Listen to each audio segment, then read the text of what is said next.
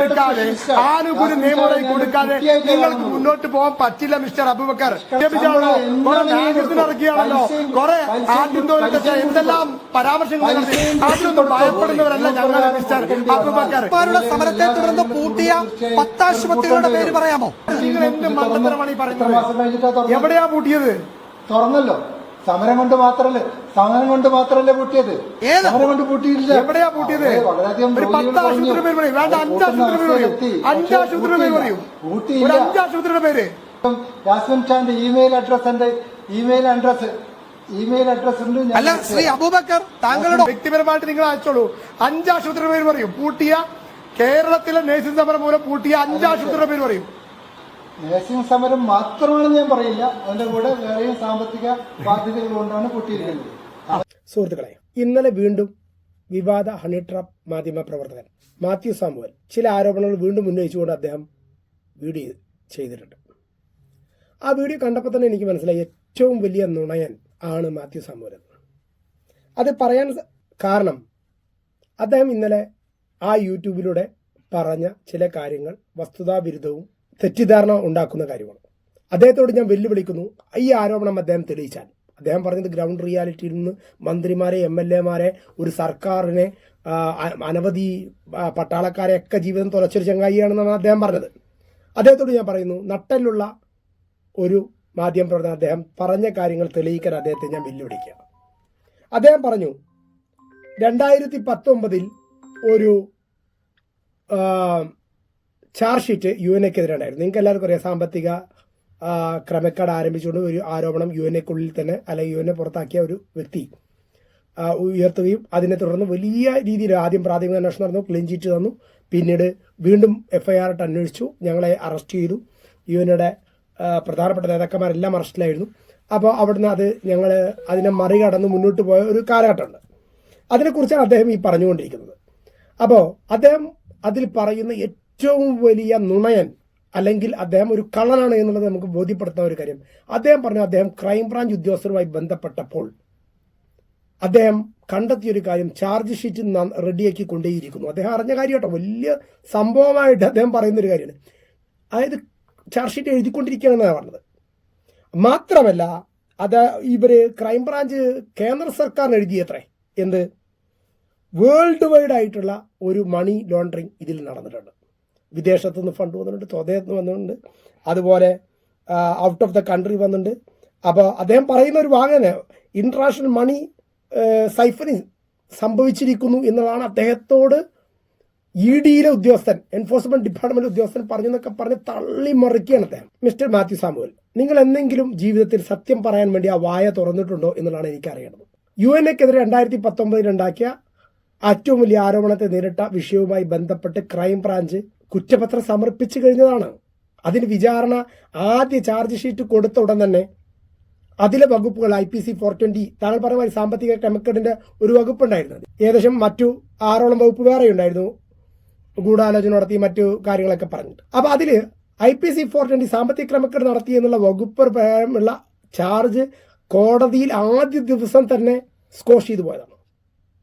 അത് നിലനിൽക്കില്ല, പ്രഥമ ദൃഷ്ട്യാ അത് നിലനിൽക്കില്ല എന്ന് ബഹുമാനപ്പെട്ട CJM കോടതി, തൃശ്ശൂരിലെ CJM കോടതിയാണ് അത് കണ്ടെത്തുകയും അത് സ്കോഷ് ചെയ്തും കളയുകയും ചെയ്തത്. താങ്കൾ പറയുന്നു ചാർജ് ഷീറ്റ് നടന്നുകൊണ്ടിരിക്കുകയാണ്. അതിന്റെ വിചാരണ തുടങ്ങി, എനിക്ക് തോന്നുന്നു അടുത്ത വിചാരണ മാർച്ച് 20 ഉണ്ട്. അപ്പോൾ അത് നടന്നുകൊണ്ടിരിക്കുന്ന ഒരു കാര്യത്തിൽ താങ്കൾ പറയുന്നു ഞെട്ടിപ്പിക്കുന്ന സംഗതി കണ്ടെത്തി. ആര് ഞെട്ടി? താങ്കൾ എങ്ങനെ ഞെട്ടണമെങ്കിൽ താങ്കൾ എത്രമാത്രം വലിയ തട്ടിപ്പറയാൻ താങ്കൾ അതിൽ പറയണേ. എന്നെപ്പറ്റി ഒരു ആൾ പറയുന്ന വീഡിയോ കേൾക്കൂ. ഇതെനിക്ക് കണ്ടപ്പോൾ പച്ചാളം ബാസിയെ പറ്റിയാണ്, ഒരു സിനിമയിലുണ്ട് പച്ചാളം ബാസി എന്ന് പറഞ്ഞ കഥാപാത്രം, ശ്രീനിവാസനെ പുകഴ്ത്തി പറഞ്ഞുകൊണ്ടിരിക്കുന്ന ഒരു കഥാപാത്രം. അതുപോലൊരു കഥാപാത്രത്തെയാണ് എനിക്ക് കാണാൻ താങ്കൾ സാധിച്ചത്. സ്വയം പൊങ്ങുന്നത് എന്തിനാണ്? മറ്റുള്ളവർ നല്ല പറയണമെന്ന് പറയട്ടെ. താങ്കളുടെ മാധ്യമ പ്രവർത്തനം എന്നും മഞ്ഞപ്പത്ര പ്രവർത്തനത്തിന്റെ, ഒരു മാധ്യമ പ്രവർത്തനം അനുകരിക്കാത്തതിന്റെ ഒരു കാരണം, താങ്കൾ 4 വീഡിയോ ചെയ്തു. ഈ 4 വീഡിയോയിൽ ഞാൻ കണ്ടെത്തിയ ഒരു ഫാക്ട് താങ്കൾ പറഞ്ഞ് ചിലപ്പോൾ സത്യമായിരിക്കാം. താങ്കൾ ബൈജു ജോൺ എന്ന് പറയുന്ന ഒരു വ്യക്തിയെ പറ്റി താങ്കളൊരു പോസ്റ്റ് പറയുന്നുണ്ട്. അദ്ദേഹത്തിനെ പറ്റി താങ്കൾ ജോലിക്കെടുത്തു, അദ്ദേഹം താങ്കളെ പറ്റിച്ചു, താങ്കളെ വഞ്ചിച്ചു എന്നൊക്കെ പറഞ്ഞ് താങ്കൾ പറയുന്നത്. ഈ ബൈജു ജോൺ UN-നെ തകർക്കാൻ മുമ്പ് കൊട്ടേഷൻ എടുത്തൊരു വ്യക്തിയായിരുന്നു. അവതാർ ടുഡേ എന്ന് പറയുന്ന ഒരു ഓൺലൈൻ മാഗസിൻ വഴി UN നിരന്തരം തകർക്കാൻ വേണ്ടി മാനേജ്മെന്റ് എടുത്ത് കൊട്ടേഷൻ വാങ്ങുകയും ആട്ടിൻതോലിട്ട ചെന്നായ എന്ന് പറഞ്ഞുകൊണ്ടൊരു മാഗസിൻ ഏകദേശം 10,000 കോപ്പി അടിക്കുകയും തൃശ്ശൂർ അടക്കമുള്ള എല്ലാ UN യൂണിറ്റുകളിലും വിതരണം ചെയ്യുകയും ഒരു ഘട്ടത്തിൽ നഴ്സുമാർ അദ്ദേഹത്തെ പെരുമാറി അല്ലെങ്കിൽ അദ്ദേഹം പറഞ്ഞയച്ച ആളുകളെ പെരുമാറി എന്നൊക്കെ പറഞ്ഞ് കുറേ കേസൊക്കെ കൊടുത്തു. പക്ഷെ അതൊന്നും നിലനിന്നില്ല. അങ്ങനെ തകർക്കാൻ ശ്രമിച്ച ഒരു ബൈജു ജോൺ അദ്ദേഹം എത്രമാത്രം മാധ്യമ പ്രവർത്തന രംഗത്ത് ഇതുപോലെയുള്ള കാര്യങ്ങൾ ചെയ്തിരിക്കുന്നു എന്ന് വളരെ അന്വേഷണാത്മക പത്രപ്രവർത്തനത്തിന്റെ ഉദാത്ത മാതൃക എന്ന് സ്വയം വിശേഷിപ്പിക്കുന്നത് താങ്കൾക്ക് മനസ്സിലായില്ല എന്ന് പറഞ്ഞാൽ വളരെ കഷ്ടമാണ്. കാരണം അത് എല്ലാവർക്കും അറിയുന്ന കാര്യമാണ്. ആ ഒരു കാര്യം മാത്രമാണ് താങ്കൾ പറഞ്ഞതിൽ സത്യമുണ്ട് എന്ന് എനിക്ക് തോന്നുന്നു. താങ്കളെ ഒരു വലിയ തട്ടിപ്പുകാരൻ, ആ പട്ടികാരനെ ഒരു മിനി തട്ടിപ്പുകാരൻ പറ്റിച്ചു എന്നുള്ളതിന് അപ്പുറത്തേക്ക് ഞാൻ ആ വിഷയത്തിലൊന്നും കാണുന്നില്ല. പിന്നെ ED ഉദ്യോഗസ്ഥരൊക്കെ താങ്കൾ സത്യം പറഞ്ഞാൽ ED ഉദ്യോഗസ്ഥരും NI ഉദ്യോഗസ്ഥരൊക്കെ മാത്യു സാമുവലിന്റെ അപ്പോയിന്റ്മെന്റിന് വേണ്ടി വെയിറ്റ് ചെയ്തിരിക്കുകയാണെന്നാണ് ഞാൻ മനസ്സിലാക്കുന്ന ഒരു കാര്യം. കാരണം കേരളത്തിലേക്ക് എന്താ പറയുക 2 ലെറ്റർ അയച്ചു എന്ന് വിവരാവകാശം വെച്ചാൽ അത് രേഖ കിട്ടില്ല മിസ്റ്റർ മാത്യു സാമുവൽ. താങ്കളെ ഞാൻ വെല്ലുവിളിക്കുന്നു. താങ്കൾ ആരോപിച്ച ചാർജ് ഷീറ്റ് വെച്ചിട്ടില്ല എന്ന് താങ്കൾക്ക് തെളിയിക്കാൻ സാധിച്ചാൽ UNAയുടെ മുഴുവൻ പ്രവർത്തനങ്ങളിൽ നിന്നും ഞാൻ രാജിവെച്ചു ഒഴിയും എന്നുള്ളത് പറയാൻ ഞാൻ ആഗ്രഹിക്കുകയാണ്. താങ്കളുടെ നുണ ഇനിയെങ്കിലും നിർത്തണം. താങ്കൾ ഒരു തീവ്രവാദിയാകാം, അല്ലെങ്കിൽ ഇന്ത്യക്ക് വിരുദ്ധ പ്രവർത്തനങ്ങളിൽ പങ്കാളിയാകാം. അതുകൊണ്ട് താങ്കൾ കാണുന്ന കണ്ണിൽ മറ്റുള്ളവരെല്ലാം ഇന്ത്യ വിരുദ്ധരാണ് എന്നുള്ള ചിന്താഗതി താങ്കൾ മാറ്റണം. ഒന്നുകിൽ ഇത്രയും പ്രായമായില്ലേ മിസ്റ്റർ മാത്യു സാമുവൽ?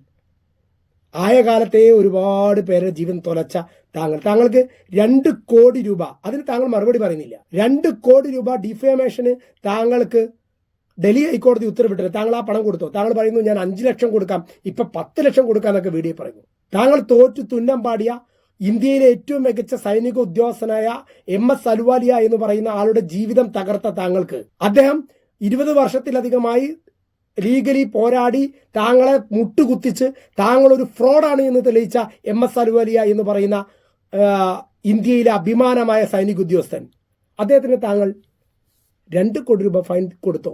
താങ്കൾ പറഞ്ഞ മറ്റൊരു കാര്യം ശരിയാണ്, ഒരുപാട് കേസും കാര്യങ്ങളൊക്കെ ഇത്തരം രംഗത്ത് വരുമ്പോൾ, പക്ഷെ കേസ് മാത്രമാണ് താങ്കൾക്കുണ്ടായത്.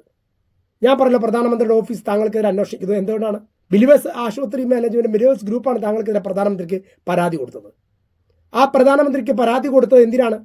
താങ്കൾക്ക് പ്രധാനമന്ത്രിയുടെ ഓഫീസിൽ വഴിവിട്ട ബന്ധങ്ങളുണ്ടെന്നും ആ വഴിവിട്ട ബന്ധങ്ങൾ ഉപയോഗിച്ച് ഒരുപാട് കാര്യങ്ങൾ നേടിക്കൊടുക്കാമെന്നും താങ്കൾ പറഞ്ഞ് ആളുകളെ തെറ്റിദ്ധരിപ്പിക്കുന്നതിന്റെ ഭാഗമായിട്ട് ആ വിവരങ്ങളാണ് ബിലിവേഴ്സ് ഗ്രൂപ്പ് പ്രധാനമന്ത്രിയെ ധരിപ്പിച്ചത്. അത് പ്രകാരമല്ല അദ്ദേഹത്തിന്റെ ഓഫീസ് താങ്കൾക്ക് ഇടപെട്ടത്. MS അലുവാലിയ എന്ന് പറയുന്ന ഓഫീസിലടക്കം പാകിസ്ഥാൻ ആളുകളടക്കം ചാരപ്രവർത്തിക്ക് വേണ്ടി ഉപയോഗിച്ച ഒരാളാണ് താങ്കൾ എന്ന് പോലും ഉള്ള വാർത്തകൾ പുറത്തു വരുന്നു. നമ്മളിപ്പോൾ ഇന്റർനാഷണൽ കാര്യങ്ങളൊന്നും വലിയ പരിചയമില്ലാത്തതുകൊണ്ട് വലിയ ഓർമ്മയില്ല. പിന്നെ താങ്കൾ പറഞ്ഞു UNAക്ക് ഇന്ത്യക്ക് പുറത്തുനിന്നും ഔട്ട്സൈഡിൽ നിന്നൊക്കെ ഫണ്ട് വന്നു എന്ന് താങ്കളുടെ ED ഉദ്യോഗസ്ഥർ പറഞ്ഞു, ക്രൈംബ്രാഞ്ചിലെ സീനിയർ ഉദ്യോഗസ്ഥർ പറഞ്ഞു. തെളിയിക്കാൻ പറ്റുമോ താങ്കൾക്ക്? 2011 നവംബർ 16 പ്രവർത്തനം ആരംഭിച്ച UNA എന്ന് പറയുന്ന സംഘടന ഇത്രയും കാലമായി ഏറ്റവും സുശക്തമായ സാമ്പത്തിക കെട്ടുറപ്പോട് പോലും സംഘടന പോകുന്നു. 1 രൂപ ഇന്ത്യക്ക് പുറത്തുനിന്ന് വന്നു എന്ന് തെളിയിച്ചാൽ, ഒരു ഡോക്യുമെന്റിൽ കാണിച്ചാൽ, ഒരാൾ വിദേശത്ത് നിന്ന് ഫണ്ട് UNAയിലേക്ക് ട്രാൻസ്ഫർ ചെയ്തു എന്ന് അറിയിച്ചാൽ ഈ സംഘടന ഒന്നാകെ പിരിച്ചുവിടാൻ തയ്യാറാണ് മിസ്റ്റർ മാത്യു സാമുവൽ. വെല്ലുവിളി സ്വീകരിക്കാനുണ്ടോ? പിന്നെ ഞങ്ങളെ സംബന്ധിച്ചിടത്തോളം ഞങ്ങളെ പൂട്ടിക്കെട്ടാനുള്ള ചങ്കൂറ്റോ ആർജവോ ഒന്നും താങ്കളല്ല, താങ്കൾ ആരെയാണോ മാധ്യമരംഗത്ത് പിതാവായി കാണുന്നത് അയാളെ കൊണ്ടുപോലും സാധിക്കില്ല. കാരണം ഈ സംഘടന ഒരുപാട് നിരവധി വെല്ലുവിളികളും കാര്യങ്ങളും അങ്ങനെ കടന്നു പോകാൻ. താങ്കളുടെ ബൈജു ജോൺ എന്ന് പറയുന്ന താങ്കൾ നേരത്തെ പറഞ്ഞ താങ്കളെ പറ്റിച്ചു എന്ന് താങ്കൾ അവകാശപ്പെട്ട ആൾ ഞങ്ങൾക്കെതിരെ എഴുതിയ വാർത്ത കാണാം. 2012 മലബാർ മെഡിക്കൽ കോളേജ് സമരം നടക്കുന്ന സമയത്ത്, കൊടുങ്ങല്ലൂരിൽ 2012 സമരം നടക്കുന്ന സമയത്ത് ഞങ്ങൾക്കെതിരെ വാർത്ത, എനിക്കതൊരു വ്യക്തിപരമായിട്ട് അദ്ദേഹം പറഞ്ഞാണ് പിച്ചക്കാരിൽ നിന്നും കോടീശ്വരനിലേക്ക് 2012 തോന്നുന്നു ആ സംഗതി. അതിൻ്റെ അന്ന് ഫ്ലക്സ് വെച്ചത് ഇവർ കാണിച്ചൊരു ക്രാഫ്റ്റ് ആശുപത്രിക്ക് വേണ്ടി 10,000 മാഗസിൻ അദ്ദേഹം ഇറക്കി. അവതാർ ടുഡേ എന്ന് പറയുന്ന മാഗസിൻ പിന്നീട് അത് പൂട്ടിക്കെട്ടി. എങ്ങനെയാണ് പൂട്ടിക്കെട്ടിയത്? നിയമപരമായി UNയോട് യുദ്ധം നടത്തിയവർ ആരും വിജയിക്കാത്തത് ഞങ്ങളുടെ സംഘടനാ പവർ ഉപയോഗിച്ചിട്ടല്ല, മറിച്ച് ഞങ്ങളുടെ ഭാഗത്ത് നേരും നെറുവും സത്യവും ഉണ്ട് എന്നുള്ള തിരിച്ചറിവിൻ്റെ ഭാഗത്തിൽ കോടതികൾ നടപടിയെടുത്തിട്ട് നിയമപരമായ പോരാട്ടത്തിലൂടെ ഞങ്ങൾ ആരെയും ശക്തി പ്രയോഗിച്ച് ഏറ്റുമുട്ടി തോൽപ്പിക്കുന്ന ആൾക്കാരെന്നല്ല. താങ്കൾ മറ്റൊരു വീഡിയോ കൂടി താങ്കൾ കണ്ടിട്ടുണ്ടാവും. 7 കൊല്ലം മുമ്പ് അബൂബക്കർ എന്ന് പറയുന്ന ആശുപത്രി മാനേജ്മെന്റ് അസോസിയേഷന്റെ ഭാരവാഹി പറഞ്ഞു 700 ആശുപത്രികൾ യു എനെ പൂട്ടിച്ചു യു എയുടെ സമരം മൂലം. ജാസ്മിൻ ഷായുടെ ഇമെയിൽ കയ്യിലുണ്ട്, അത് അയച്ചു തരാം. 8 കൊല്ലമായി ഇതുവരെ എൻ്റെ മെയിലിലേക്ക് ആശുപത്രി പൂട്ടി. ഞാൻ പറഞ്ഞ 5 മതി എന്ന് ആ ചർച്ചയിൽ പറയുന്നുണ്ട്. അന്ന് പറഞ്ഞത് തന്നെ ഇപ്പോഴും പറയാനുള്ളത്. ഭീഷണി കാട്ടി പേടിക്കുന്ന ആളുകളോട് പോയി പറയുക, താങ്കളുടെ മുന്നിൽ ഗതികേട് കൊണ്ട് അല്ലെങ്കിൽ അവർക്ക് അധികാരത്തിന് വേണ്ടിയൊക്കെ താങ്കളോട് സറണ്ടർ ചെയ്ത ആൾക്കാരുണ്ടാവും. ആ കൂട്ടത്തിൽ ജാസ്മിൻ ഷാ എന്ന് പറയുന്നത് എന്നെയും യു എന്നെയും പെടുത്തേണ്ട. വെല്ലുവിളിക്കുന്നു. നട്ടല് എന്ന് പറയുന്നത് മാത്യു സാമുവൽ എന്ന് പറയുന്ന ആള് ഹണി ട്രാപ്പ് അല്ലാതെ വളഞ്ഞ വഴിയിലൂടെ അല്ലാതെ മാധ്യമ പ്രവർത്തനം നടത്തിയിട്ടുണ്ട്, ഞാൻ തെളിയിച്ചിട്ടുണ്ട്. താങ്കളെ ഞാൻ വെല്ലുവിളിക്കുകയാണ്. യു എൻ എക്കെതിരെ 1 രൂപ യു എൻ എ ഫണ്ട് ഇന്ത്യക്ക് പുറത്തോ ഇന്ത്യയിൽ നിന്ന് വിദേശത്തേക്കോ വിദേശത്ത് ഉള്ളിലേക്കോ കൊടുത്തിട്ട് എന്ന് തെളിയിച്ചാൽ ഈ സംഘടന പിരിച്ചുവിടാൻ തയ്യാറാണ്. വെല്ലുവിളി സ്വീകരിക്കാൻ താങ്കൾക്ക് നട്ടലുണ്ടോ മിസ്റ്റർ മഞ്ഞപ്പത്ര പ്രവർത്തകൻ മാത്യു സാമുവലെ? അപ്പം അതുകൊണ്ട് വെല്ലുവിളിക്കുന്നവരെ കുറിച്ചുകൂടി ആലോചിക്കണം. താങ്കളെ ഒരു ഭയപ്പാടും ഞങ്ങൾക്കില്ല. താങ്കളെ ഒരു പുഴു കണക്കെയാണ് ഞങ്ങൾ കാണുന്നത്. കാരണം താങ്കൾ തട്ടിപ്പ് പേരിനാണ്, വെട്ടിപ്പ് പേരിനാണ്, താങ്കൾ പറ്റിച്ച് ഉണ്ടാക്കിയതാണ്. താങ്കൾ അതിൽ എത്ര രൂപയായാലും അതിൽ താങ്കൾ നശിപ്പിച്ച ആ പട്ടാളക്കാരനെങ്കിലും ഇന്ത്യൻ ആർമിയുടെ അന്തസ്സത്തെ കളയാൻ ശ്രമിച്ച താങ്കളെപ്പോലുള്ള ദേശദ്രോഹികളായിട്ടുള്ള ആളുകളെ അടിച്ചൊതുക്കാൻ ഒരു തലമുറ ഇവിടെ കടന്നു വന്നിട്ടുണ്ട്. താങ്കളൊക്കെ ഉള്ള കാലത്ത് ഈ ക്യാമറയും കാര്യങ്ങളൊക്കെ വളരെ കുറവാണ്. അതുകൊണ്ട് കാണാൻ തട്ടിപ്പൊക്കെ ആ കാലഘട്ടത്തിൽ നടന്നിട്ടുണ്ട്. ഇത് പുതുയുഗമാണ്, ഈ പുതിയ തലമുറയാണ് എന്നുള്ള തിരിച്ചറിവ് താങ്കൾക്ക് ഉണ്ടാകണമെന്ന് പറയുന്നു. അല്ലെങ്കിൽ തിരിച്ചടി ഉണ്ടാവും. വീണ്ടും പറയുന്നു മാത്യു സാമുവലെ, താങ്കളുടെ കൊട്ടേഷൻ താങ്കളുടെ വീട്ടിലുള്ളവരും താങ്കൾ വിദേശത്തിരുന്ന് കളിക്കുന്നുണ്ടോ അവിടെയും കളിക്കുക. ഞങ്ങളോട് വേണ്ട എന്ന് വിനയപുരസ്കാരം പറയാൻ ഞാൻ ഈ സമയം ഉപയോഗിക്കുന്നു. നന്ദി, നമസ്കാരം.